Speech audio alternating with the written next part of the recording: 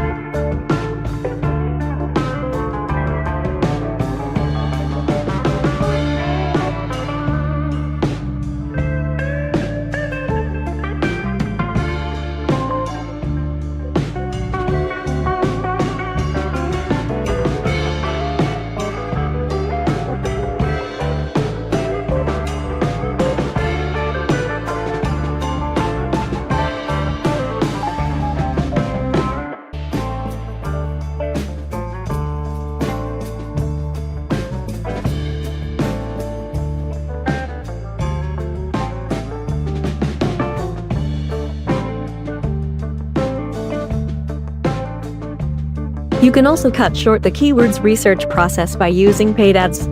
Keywords research are what the online marketers does in research for their profitable products.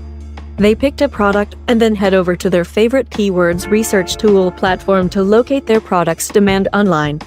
If there's a demand, hence, they have found a winner for themselves and be able to turn their website into 24/7 selling machine.